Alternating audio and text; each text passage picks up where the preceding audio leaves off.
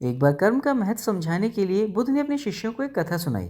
पुराने समय की बात है, ज्योतिषियों ने भविष्यवाणी की कि 7 साल तक पानी नहीं बरसेगा। और ये भविष्यवाणी सुन एक मामूली किसान ने अपना हल बख्तर उठाकर घर में रख दिया। जब वर्षा ही नहीं होगी तो खेत जोत कर क्या करूंगा, उसने सोचा। 2-4 दिन तो आराम से बीत गए, पर फिर किसान के मन में विचार आया। 7 साल तक यदि खेत नहीं जोता तो कहीं मैं हल बख्तर चलाना ही ना भूल जाऊं। और इतना सोचकर अपना हल बख्तर उठाकर किसान खेत की ओर चल दिया। अब खेत जोत कर वह खुश था। पानी बरसे ना बरसे, लेकिन मैं अपना काम करता रहूंगा। कम से कम खेती का अभ्यास तो बना रहेगा। अब जब किसान खेत जोत रहा था तो उसे आसमान में एक बदली दिखाई दी, जो कि किसान को खेत जोतता देखकर मुस्कुराकर आगे बढ़ गई।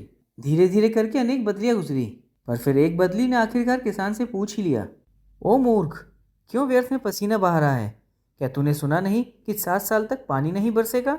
जाके कोई दूसरा काम कर। इस पर किसान ने जवाब दिया, बहन, मैं किसान हूँ, कोई दूसरा काम नहीं कर सकता।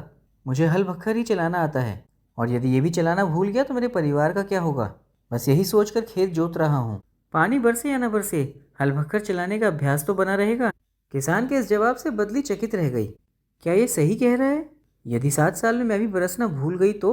और फिर क्या था, अगले ही पल बदली ने बरसना शुरू कर दिया। इस पर बुद्ध ने कथा समाप्त करते हुए कहा, मनुष्य को हमेशा अपना कर्म करते रहना चाहिए, क्योंकि कर्म के बिना फल की प्राप्ति नहीं होती।